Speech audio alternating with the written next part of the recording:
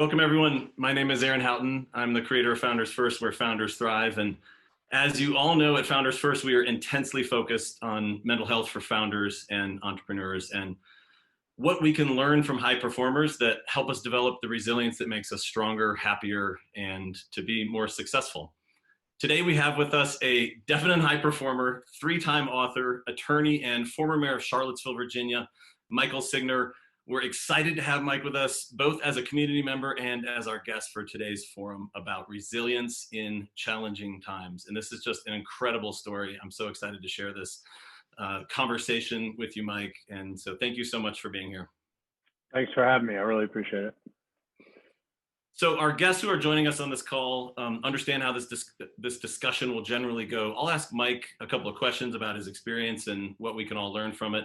And then I'll open it up to questions. If you have a question, please put it in the comment section here in the Zoom call, and we'll pose it to Mike. So whenever it comes up along the way, just go ahead and drop it in, and I'll call for questions again later. So I'll remind everybody as well.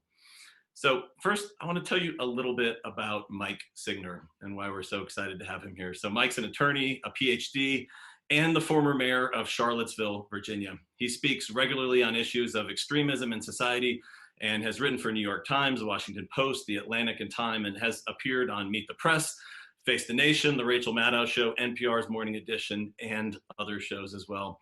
In 2018, he was recognized as one of the top 50 most influential Jewish leaders in America. He's also a three-time author. His most recent book, which I have here with me, is called Cry Havoc, Charlottesville and American Democracy Under Siege. Really big topic. It's available on Amazon. The book is a chronicle of his experience serving as mayor during the Unite the Right rally and the events that all Americans watched unfold on our televisions in a state of absolute shock. I'm sure we're all being transported in our minds back to that moment watching this from the outside. And Mike, of course, wasn't watching from his couch. He was absolutely in the eye of the storm, which is why his book and his story are so compelling. So thank you to Mike again for being with us. We're so excited to hear about your personal journey through this unbelievable experience, and we're so glad that you're here. So thank you. Just to jump right into it, Mike, if we turn back the clock a bit and think through the events that really thrust you into the national spotlight. In the past, you've run for office, you worked for presidential campaigns, you held appointed positions under 3 different Virginia governors. Now you're the mayor of an amazing city. You're in your most high-profile role to date as mayor of Charlottesville, navigating the frustrations of local politics, but in a small, progressive college town. Then some discussions begin about moving a statue and everything starts to change. Can you tell us about that time? What was it like at the center of those discussions, and when did the volume start to go up? Well, it's a great question to begin with, and I appreciate the chance to be with you and what Founders First is up to. I think it's really important.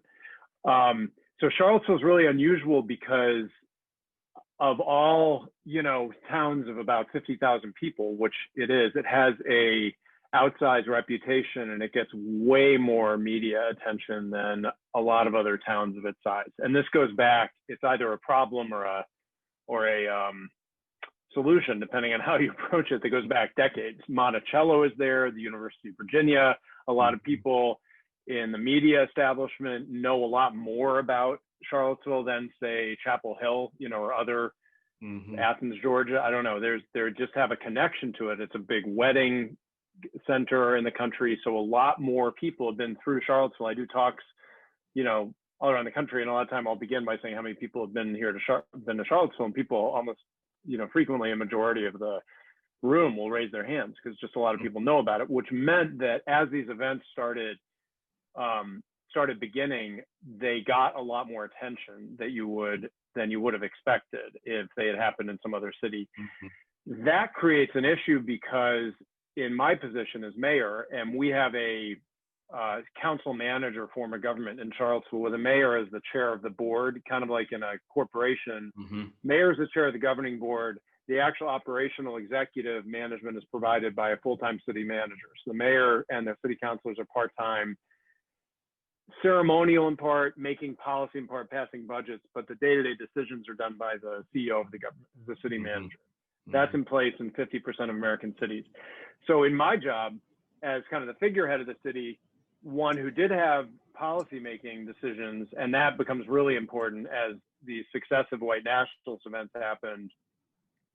I have to figure out how to talk to a national audience that's following Charlottesville very closely as a lot of these conflicts about race and white nationalism begin, keeping in mind that the year of 2017 saw 3 white nationalist invasions of the city in relation to this Confederate statue. And in that same year, you had parallel conflicts in Portland and Berkeley.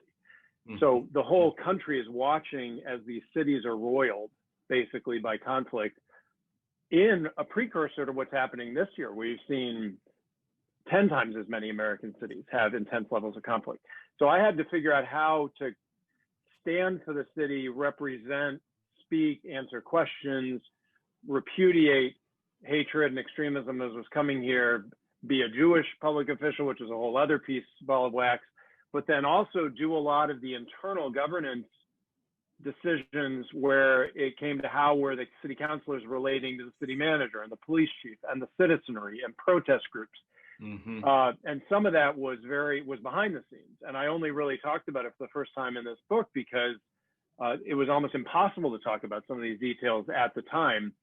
And so there was an inside part of this and there was an outside part of it. And they were both intensified by the spotlight that Charlottesville was on and the successive nature of the challenges that we were faced as wave upon wave of extremism came to the city.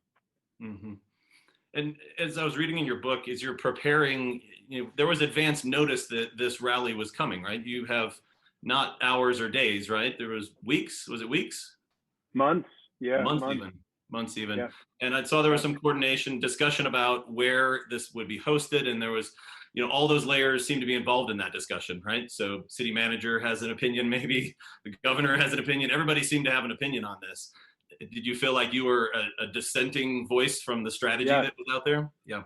Yeah. So I had a background in Homeland Security and preparedness and counterterrorism. There was a period of 3 or 4 years in my career where I was primarily focused on national security and preparedness work in a number of different capacities, in a presidential campaign, as an author, as a think tank fellow, and it was just kind of the area of policy that I was interested in. I was the chair of Governor McAuliffe's Homeland Security Transition Council, for instance, when he was becoming governor.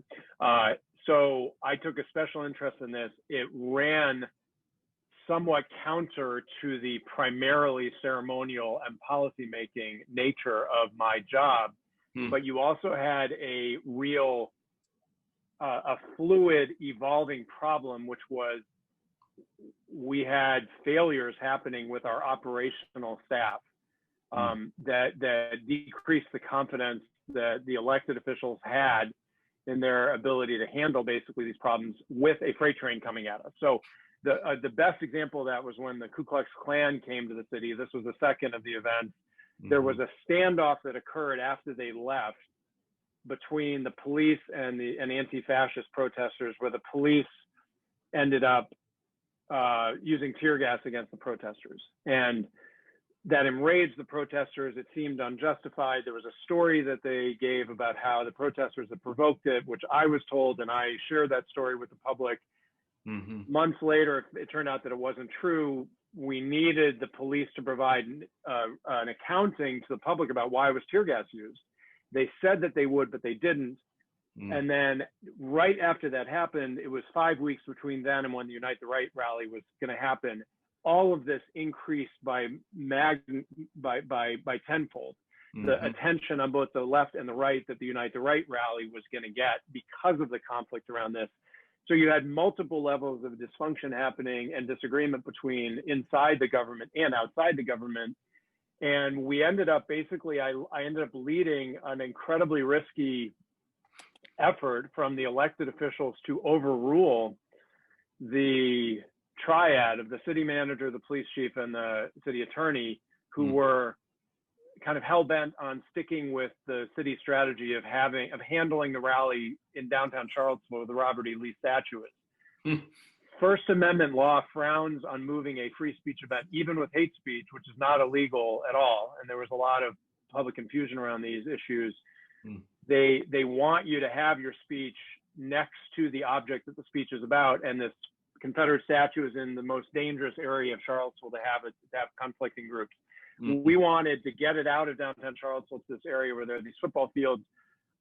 4 days after the KKK came, I first broached the idea with the city manager of relocating it. There was a lot of resistance to this. Long story short, we ended up hiring an outside law firm and overruling the staff, the elected officials did, and intruding in the permitting process, which is not what the elected officials are supposed to be doing. That's a staff function. But we were so alarmed by having this event downtown, so we basically overruled the staff, got sued by the ACLU, had an outside law firm, lost that lawsuit. The rally is forced to happen in downtown Charlottesville. All kinds of, and then my worst fears that I had played out, that it was an unsafe event to have happen in downtown Charlottesville. And the way that the First Amendment is set up right now and the kinds of things that they allow you to look for in terms of canceling an event like this, we never had. Mm-hmm. From intelligence officials and from like the Fusion Center. And so the event happened. It was worse than everybody feared. It was disbanded. And then after it was disbanded was when the terrorist attack of somebody weaponizing a car and plowing it into a group of counter protesters happened. Mm-hmm. And it was a nightmare. It was a nightmare. And it was one of those cases where we tried really hard to avert disaster. And at the very best, I hope that there's a lot of learning. And I know that there is, that other cities can harness from what happened in Charlottesville so that it doesn't happen in those other cities and they can learn from us. I still think one of the most important things we did after all this, when I was mayor, was we commissioned an independent investigation to find out what had happened and who had made what mistakes where, and to generate learnings so that other cities mm-hmm. could look at what happened in Charlottesville as you have an increased conflict and construct better security plans and have better communication and better rehearsals, better tabletop exercises, and understand how to push the First Amendment a little farther to get a better balance between freedom of speech and public safety. Yeah. So I think at the very worst, there's a lot of learning that comes out of Charlottesville. Yeah, and I think the parallels, as we're thinking about entrepreneurship here, I'm like having these like mild panic attack flashbacks to in my own company before a huge event that we know has been coming for months. It's like time on stage to demo a product or some big announcement that's coming, and there's policies and procedures in place. And as you talked about in your experience here, I'm thinking back to my company, and there's the software isn't working. We know it's not going to work before the big demo. We have 8 days to fix it, or we have hours to fix it, or teams internally in the hierarchy aren't getting along or having disagreements with each other. So I'm brought back to so many of those same sort of moments where I realize that I'm going to be in the spotlight, or my company or my product are going to be in the spotlight. And I think it's a universal experience among us entrepreneurs to be probably even just understaffed from the beginning, let alone have staff that's disagreeing with each other, or different layers that aren't working well together. So I've been there before. I want to take you back. So suddenly there's a lot of really angry people who gather around this issue, right? And it sounds like your town's about to become their rallying point. There's large groups of armed and violent white supremacists that are coming to town to fly their swastikas on American soil and parrot an ideology that we determined was evil 80 years ago. National media starting to show up. You're the mayor, the first Jewish mayor. You're getting ready for the coming storm. And many of these groups are now taking a real interest in you, right? So I'm thinking about this leader at the top of a company. You're the leader at the top of the city. You're a public servant. You've got a wife and kids. There's threats being made against you. The stress must have just been immeasurable. So how were you processing all this at the time? Like, how were you handling this? Probably not great. I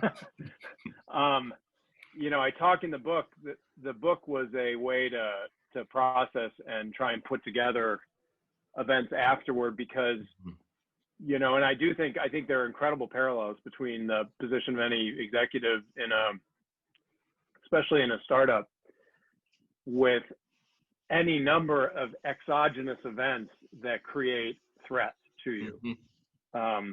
Whether it's a litigation or an HR issue or a competitor or a client that goes south all of a sudden, then you got a fire drill, and you have, or God forbid, you have some, company risking event that's happening where you really have to. And it was compounded in my case by the nature of the job, which is a part-time job with very limited authorities practically, but a lot of public exposure. Yes, that'd be great. Thank you. So I would say that for me, dealing with the iterations of the chaos that unfolded, it required, I talk in the book about how just on the one front of being a Jewish official dealing with insane levels of anti-Semitic attack and trolling that came just as I started wanting to call out the white nationalists and white supremacists, and that were being enabled by Trumpism and what that was like coming right to our shores. And then that put me really as a public face of these incredibly blistering attacks. And I drew fortitude from the experience of having been in Israel and seen how even, secular Zionist Israelis who had created this country, or their grandparents had, and they do have a toughness and a resilience that is learned, and that has given me an example, at least, of how to demonstrate some kind of strength and resilience and a model to try and take the stuff in stride and really try and be tough and understand that fear was the enemy for me, and that a lot of forces in public life today, this is what trolling is about. Their victory is when they succeed in intimidating you or getting inside your head or controlling your game. And so for me, whether it was forcefully explaining what the First Amendment is in this country, or forcefully standing up against Trumpism and white supremacy and anti-Semitism and open bigotry, or forcefully fighting back against extremism however I could, or, but some of the most harrowing part of this was dealing with the far left, and anarchism, which is really tough because I'm very progressive, but I also believe in institutions, and I believe in government. And so, and a lot of mayors today are dealing with this in a lot of cities. It's very tough to be very progressive, but also not to want, to believe in government and to disbelieve in anarchy, because, and there's a lot of toolkits out there about how to bully and intimidate and persuade public officials to bend. And so I was really trying to do all this, and there are a lot of learnings from it. And I'll just close with, there was this metaphor that I took. We had a meeting with Barack Obama, me and 300 of my closest friends, right after I became mayor, at the White House, where, I was like in the 10th row. I didn't, I'm not a personal friend, but he did share with us a couple of anecdotes that were very powerful for me. And one of them was, he said that the media cycle today for public entities is out of sync with the work that you do. And he talked about two examples from when he was president: the Ebola crisis and the Gulf oil spill.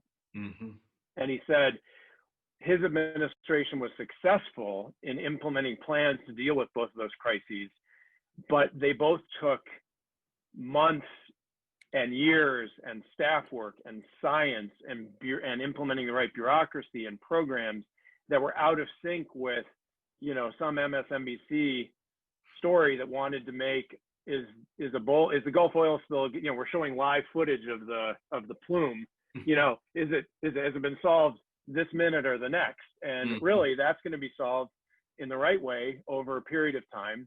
And he was sort of beckoning us to say, you need to focus on substantive victories that have a longer time frame and that require the kind of dedicated, persistent leadership that may be out of sync with the politics and the media climate, but the validation will be in the work. And the metaphor that I kept on coming back to, that's in the book a lot, is of a intermesh gears, where the smallest, least powerful, most quickly spinning gears are the ones that our attention is drawn to, whereas the bigger ones that are more powerful, that they're connected to, that are moving more slowly, that's what really matters. What really matters is, are we dealing with adequately violent white nationalism in this country? Are we learning how small cities can better bolster themselves based on experiences like this? Are we, getting in place better systems for handling public events? Is the court system handling the First Amendment in a way that gives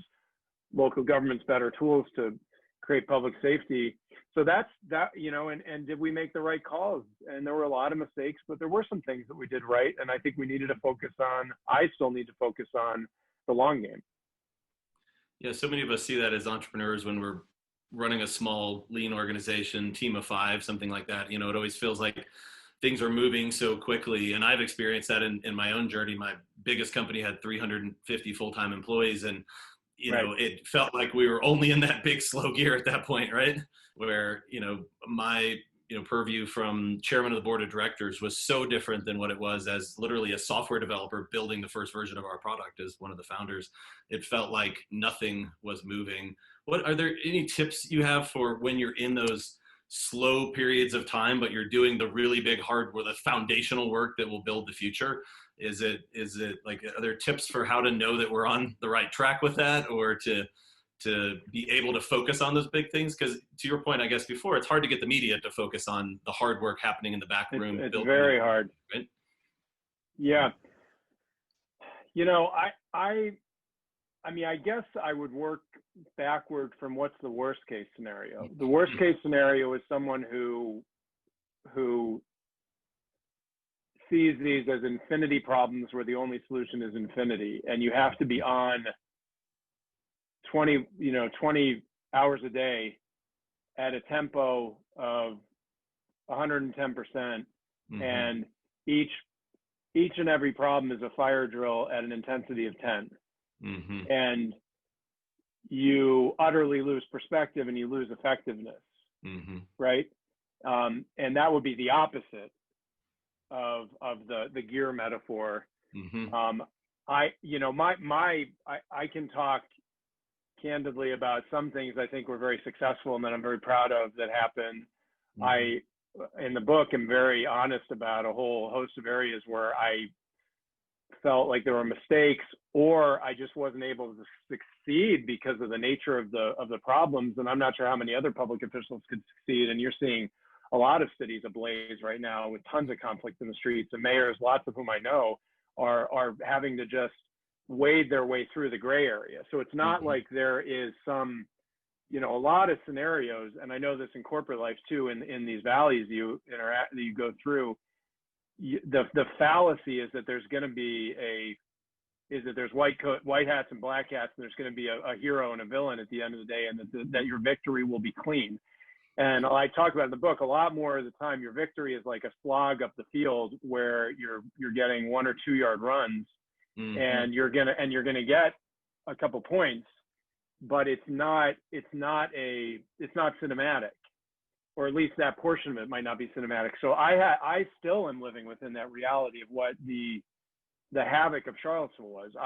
I'm very proud of fighting hard to sue the militia, the paramilitary groups that invaded the city with this alliance to Georgetown University, using this really novel tactic where we basically forced them to agree not to come back to the city because they were in violation of this 200-year-old law. I'm very proud of a lot of the racial equity work that we did that was totally unheralded, but required a lot of spade work to kind of, and behind the scenes sausage making to get affordable housing doubled, for instance. Not even looking for credit for it, because credit on any of these fronts is really tough, but those are the kinds of things that in 30 years I'll feel good about going to sleep at night about what got done. I think that mental health and keeping perspective and a sense of whether it's humor or faith or centeredness is probably the most important thing, which is I think why what you're doing with your enterprise here is so important. And that, for me, I mean, I talk a lot about how the search for wisdom and reading Proverbs, I'm not particularly openly religious, but I started really thinking a lot about how wisdom, this was such hell, and so many parts of it felt so unfair, but then it felt so significant. I mean, look, Charlottesville 3 years later, has become this cultural touchstone, and it's referred to, Joe Biden is running his campaign about, in some ways about Charlottesville, and the Spike Lee movie and the Discovery Channel just did a documentary about, I don't know what it's going to mean in 10 years, but in the little role that I had in it, thinking about, well, at least wisdom could be a product of this. And there's a ton of, book of the Bible is about wisdom, Proverbs, and there's lots of literature about wisdom, and that's why I wrote this book, and that's why I started this Communities Overcoming Extremism project, to share wisdom from this firestorm that we experienced.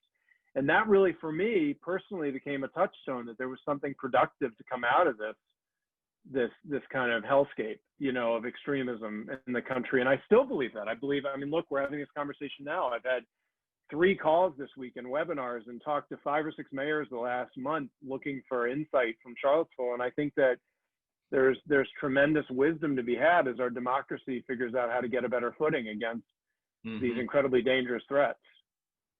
I love the visual you've left me with from this section is of my 7-year-old in the highest gear on his little mountain bike, biking down the street, going 10 miles an hour, but still pedaling like hell as fast as he can, even though it's doing nothing, right? Yeah. That concept of like, we've got to shift down to the smaller gears and do the heavier work, because it's kind of obvious when you think about it. When you look at that moment of just spinning and spinning, that's not going to give us the mental health that we need to be successful. So I want to take us to the day of the rally now. Everything's unfolding. All Americans are witnessing a pretty terrifying spectacle on television, and you fought to make the right decisions in advance, but met some serious resistance, as you mentioned, as you're trying to do it. And of course, as the events of the day take a really horrible turn, it becomes clear that the ideology on display is even more dangerous than many of us watching at home had realized, as an extremist intentionally drove his vehicle into a crowd of counter-protesters, fatally injuring a young lady named Heather Heyer. Like most of our members are founders, entrepreneurs, and business leaders. We start companies and we try to learn from each other how to navigate the stress so we're strong enough to press on. But this is not like anything that any of us have dealt with before. So in this terrible moment, what do? How do you recommit to your mission in this time and place when everything just seems to be falling apart? Well, it's interesting. I appreciate the question a lot, because I kept a journal during all this, and a couple days before the event, I had this one passage where I was just trying to think through the worst case scenarios and really, reverse engineer from scenarios.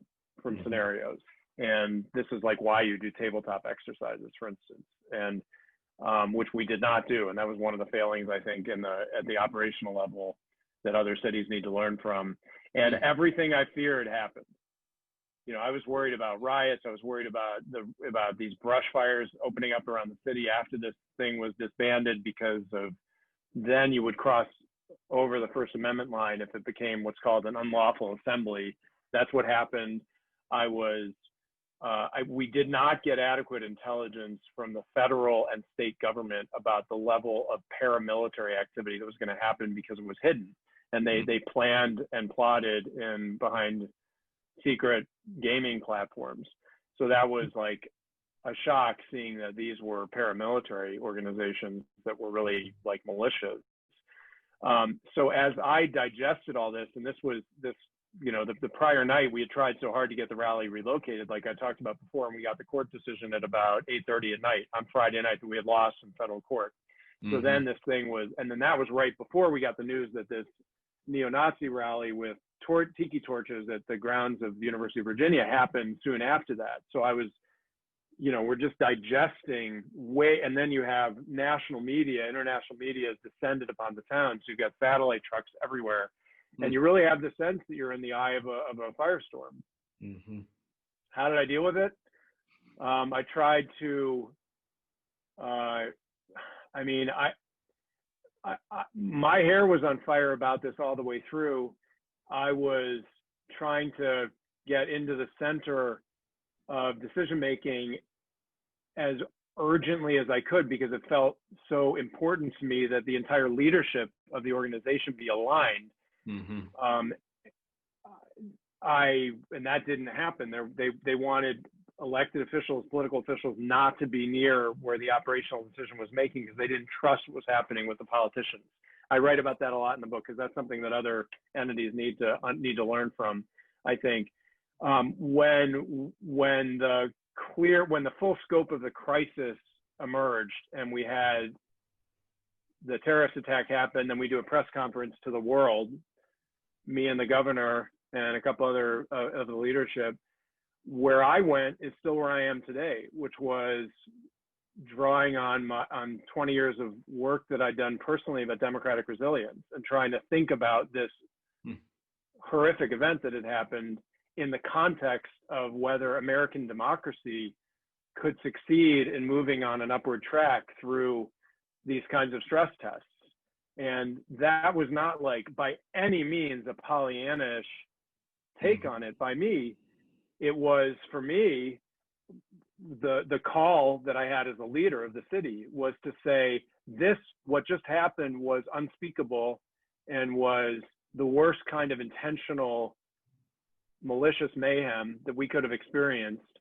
The question, if we think about what it was and what we are as a free democracy, A, how do we think about it? B, where do we go next? And I thought that it was my duty to speak very passionately about democracy's ability to prevail through these kinds of stress tests. And I wrote a piece in the New York Times a week later where that was the argument, was we will get through this, and democracy has been through these kinds of stress tests before. Jim Crow, McCarthyism, this is a bad one right now. This is a really bad one. But for me, the long view and being a committed citizen and being committed to democracy means you take the full measure in a very clear-eyed way of the worst take and the most abject take on what all this is, and then you resolve to move through it and conquer it based on the founding document, the mission of the organization, I guess, the democracy, which has been through a lot, not worse, but has been through a lot so far and got us to this place. That to me is still the message. That's why I've wrote the book. That's why I started this anti-extremism coalition. That's what I think a lot of the work ahead is. And it's not giving up. It's persevering based on achieving, building democratic resilience and achieving our principles and our ideals over these assaults. Because the alternative is the hell of authoritarianism. Yeah, we talk a lot of founders first. I hear a lot of founders and entrepreneurs just talking about this all the time, the visualizing the failure case, right? To try and make it less terrifying. So many of us, it's so easy to internalize what we're working on in executive positions, even though we're such a small part of it. And Right. Well, I guess debatable how big or how small, but I think sometimes, at least as an entrepreneur myself, I can assume it's maybe a bigger part than it really is. And so that means that I then take on failure as, death of my ego, really, and the loss of everything, right? And start to associate those two things in my mind, that I might not survive this. And starting to think about the failure case and how the next steps would actually play out can create a little more, I don't know if it's positive, maybe a more kind version for ourselves as the leaders, so that we can really engage the problems in the moments. Like what did failure coming into this, what was failure in your mind going to look like? Like if I so appreciate how you just framed that. And I'm not sure how tight the analogy is between a founder of a company and a public official. Founders of companies certainly are public to an extent, especially depending on what the company is doing. Elected officials really are public. They derive their power from and their legitimacy from being elected and selected. They are that's an ongoing basis. Your consumer base in many ways are your constituents. So it's more public by definition, which I think means that the risks and the rewards and the failures, when you lose favor, or when you're attacked, or when you, are more tightly linked to what your role already is. And that means that it can be, and I talk openly in the book. There was a takeover city council meeting where you had some dozens of people calling for my resignation and plowing through that. I talk many times about wanting to resign, about struggling through and fighting through the setbacks and the fear. Public recrimination is terrifying, and it's a terrible experience for anybody, but especially, I bring my own psychological makeup to this. This was not easy for me. I still, bear a lot of, the whole city was under PTSD in a lot of ways because it was so violent, so upsetting. So what I would say to your question is, I still think that it was interesting. I wrote this book about James Madison that you referred to at the beginning, called Becoming Madison, which was this biography of his coming of age. And it was at the end of it, in the book, I was very interested in the fact that this guy who we think so much about today, he wrote his own autobiography, and he had been president of the United States, had been Secretary of State, had been rector at the University of Virginia, and the lion's share of his autobiography, which he went through multiple drafts of when he was like in his 70s, was focused on events up until he was 36 and 37. And he basically, when he finished ratifying the U.S. Constitution, he basically ignored the rest of his life. And he had all kinds of ups and downs. He had kind of a not that successful presidency in a lot of ways, and he had lost for office. And I wrote in the book that public life includes peaks and valleys, and the valleys can be very intense. And a lot of the time, the question is, how do you claw through the valley and go through the next, whatever the next peak is, whatever the path is upward. And that, there's luck, bad luck, good luck plays a huge role in a lot of this also. And I've recently been thinking about the metaphor just of the stock market and the peaks and the recessions and the depressions that even can happen in the stock market, and how similar they are to whether you have faith in American democracy's ability to continually move upward. And it's been said a lot of the time that if you pull a line through the median point of the stock market, that it will always continue to go up, that you're basically like, just the Bogle strategy. You're just casting you're making a long-term bet on the continued prosperity of this big, large industrial country. I would draw a parallel to my idea about democracy, that despite the peaks and valleys, that you're making a long-term bet that requires your agency. And I think that any individual leader's track has to have that same philosophy. You just have to do the work to get out of the valleys. You have to. And sometimes those valleys are really unfair. They're the result of dynamics you can't control. Some of them you can control, some you can't. And I'm in midstream right now in this myself, as a former public official and somebody who cares a lot about public life and has a lot of irons in the fire. And I just believe that you have to keep on working and moving through turning the valleys into peaks. I think keeping the arc moving upward. Yeah, I think it's incredible, the book you've written, and most recently, and then just these conversations that make it okay to be both in the peak moment and in the valley moment, and really talk about that being so critical to the process of getting there. In entrepreneurship, we talk about the selection bias of who gets to talk at entrepreneurship conferences. It's either investors that have their risk spread out so widely that they're in a very different camp than us as founders and entrepreneurs, or it's the entrepreneurs that have had big exits and made themselves, but also the investors a lot of money.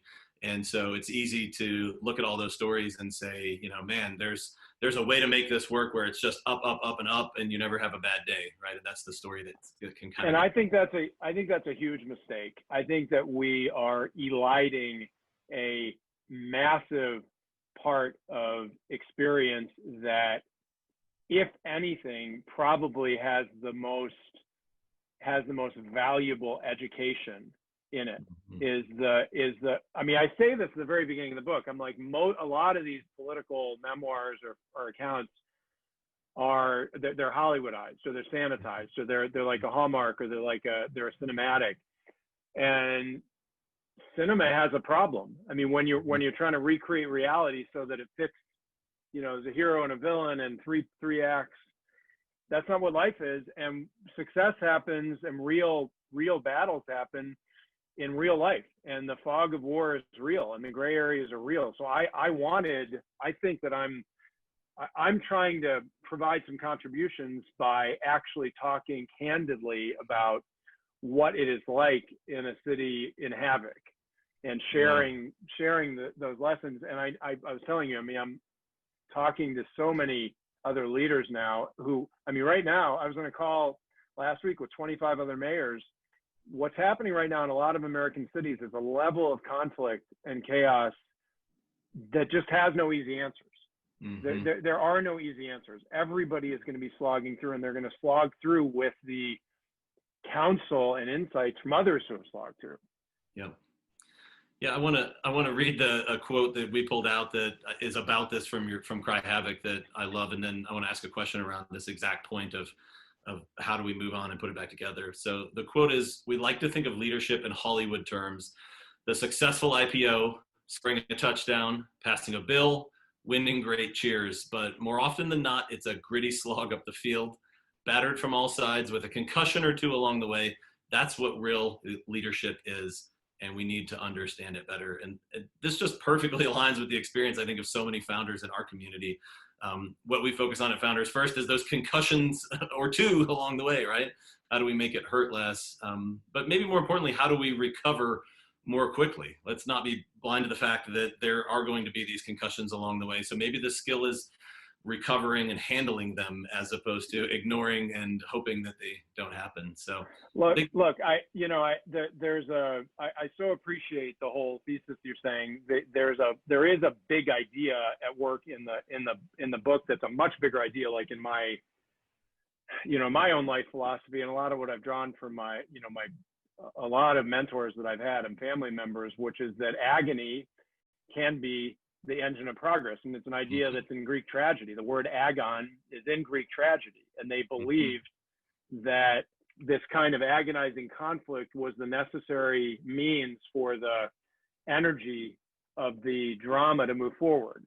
And there's like tons of academic books about this, but it's a very intuitive idea. And for me, there's a lot of solace in that. It's saying, look, as agonizing or as tough as whatever it is, there must be some utility and forward movement through it. There must. And you see that absolutely in the founding world. I mean, how many, I was just at a event where he's talked a lot publicly about this, but I used to work for Mark Warner, senator from Virginia. When he was governor, I was one of his two counsel.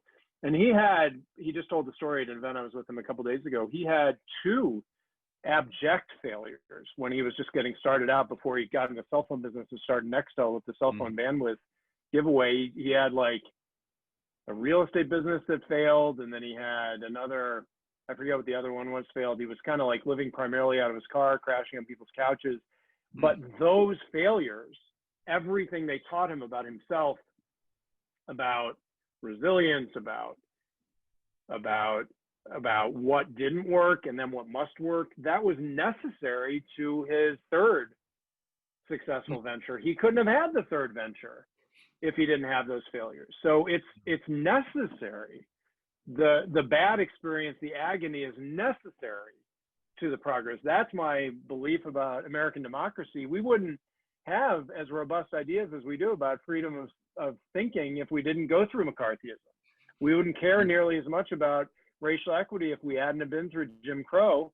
Or right now, I don't think people's eyes would be as awake to police brutality in the urgency they are, but for this horrific tragedy and agony of what happened, what we've seen. That's not saying by any means that there's nothing positive in them. It's just saying they are agonizing, but they can serve as an engine for progress. That's just a fundamental fact. Yeah. I want to tee up to folks that are listening. This is the time to drop questions in. So I want to dig in a little more on what we're talking about here, but we're going to come back to the audience. So drop them in the chat, type them in the chat. We'll pick up one or two just depending on time here. So whatever has come up so far along the way. And I love this concept. So you actually say specifically in the book, progress comes not without agony, but because of it. And I love that. It's not just a moment that we're suffering in trying to build our vision that, hopefully we can get through soon and get back to the real work again. But you're actually kind of, I don't know, is glorifying the right word, or giving some honor and respect to that moment of agony, because that is part of the hard work. Is that a fair way to say? Glorifying to me wouldn't be the right word. I am encouraging I get where you're going. I'm not even sure if it's appreciation. It's just, it's drawing your line around what can be of value and service. It's like the old thing about eating the whole buffalo or whatever. Like all of your human experience including the most agonizing failures, are of value to the next thing you go through. And it could be that the most agonizing ones, the agon, could be the most valuable component of growing through to the next achievement, because you needed to go through that hell, and the system did, to understand just what the hell is, and then you have a more clear-eyed, more informed understanding of what you're aspiring to achieve. I mean, I think that one of the, to put a fine point on it, when the nation sees just how violent the modern day alt-right is, and the fact that they do feel confident to set up themselves up as paramilitary groups and brandish weapons and fire weapons and invade a city with swastika flags and chant "Jews will not replace us," there is a value to our democracy improving to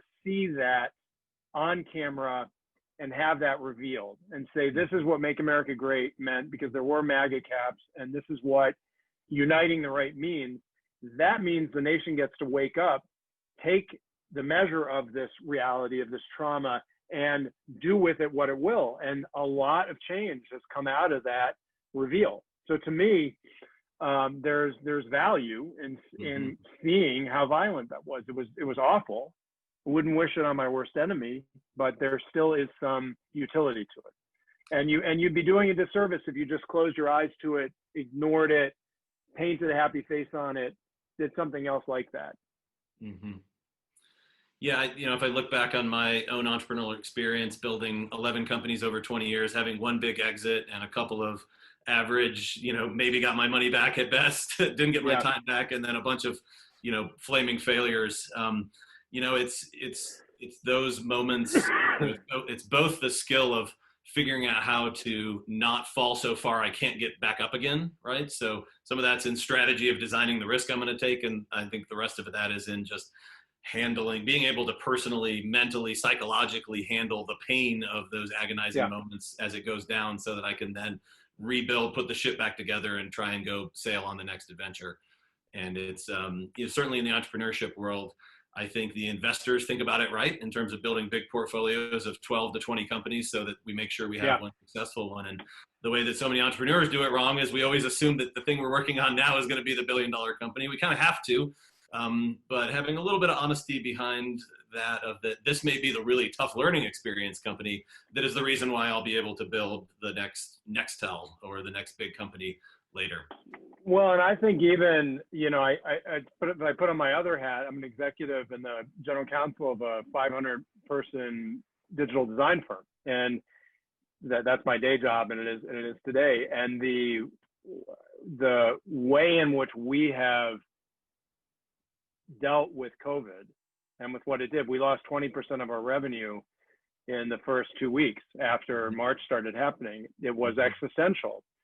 We're heavily exposed in the retail and hospitality businesses, but the resilience, the resourcefulness, the creativity of the company just in getting through that short-term crisis caused a lot of reinvention. It forced a tremendous amount of creativity against these problems, whether it's new biz dev strategies or expanding a current business or opening up.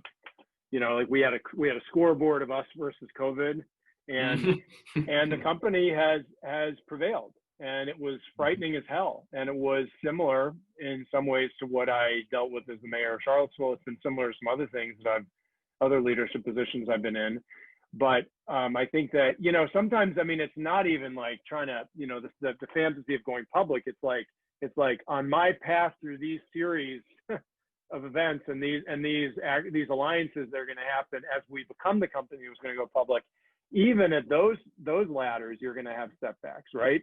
Yeah. And so how do you plow through? And I think that anyway, that's what I have to say about that. Yeah, I've seen, when you get to kind of the business school case studies that dig into entrepreneurial revenue, right? So, you see the conference and you see Salesforce has $1 billion of revenue and they did it in 15 years. And we just assume there's this smooth, like over and huge curve that just climbs up. And then when you start to get the kind of business school case studies that dig into it, at best, it looks a lot more like a step function where they grew quickly and Yes. then they went flat and then they grew quickly and then they went flat. And at the worst, it's more like a wave that just goes up and down and eventually happens to go really, really high. And I mean, look at Airbnb right now. Airbnb, who I know a lot about them, and we did the second summit of our Overcoming Extremism project at their headquarters to highlight the role that the private sector companies, mid-level tech companies can take in dealing with extremism, because Airbnb is very foot forward. Their business was flattened by COVID. I mean, flattened. They took on $2 billion of debt to get through the valley. They had layoffs, which they talked about very publicly, and their CEO did an amazing job of talking about those layoffs. But the last quarter on quarter, has shown them adapting themselves well to now a country that wants to travel in entirely new ways, new safe ways. And they just said that they're going to go public. I mean, their life the last 6 months has been agony upon agony upon agony. I mean, you think about a business that depends on hospitality and going to homes. But I'm pretty bullish on where they're going to go. But it has been everything that you've said. That more often than not, I think is the rule rather than the exception. Is those kinds of setbacks, and how you go through them is the secret to your future success.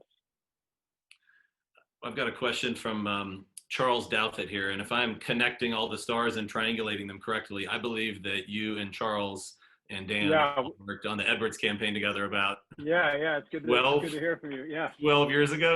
All right. So so Charles' question was, who did you surround yourself with during the most intense 48 to 72 hours? I've only ever had a very small handful of mentors. There's one in particular who is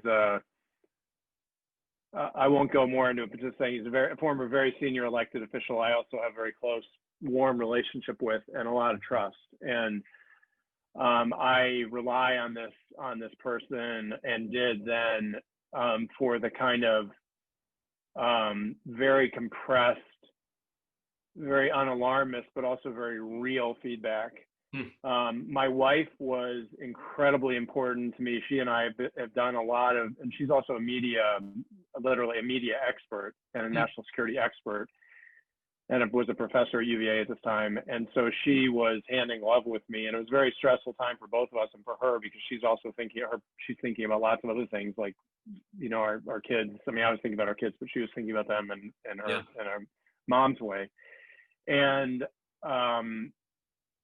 there were a handful of other people. I actually, I thought about making a character in a book, a mentor that I had who had died in the spring of 2017 and he was so close to me, and I really missed that I didn't have him, because he was somebody I'd been close to for 20 years and had done politics and business, and I felt somewhat unmoored because I had lost my mentor above mentors.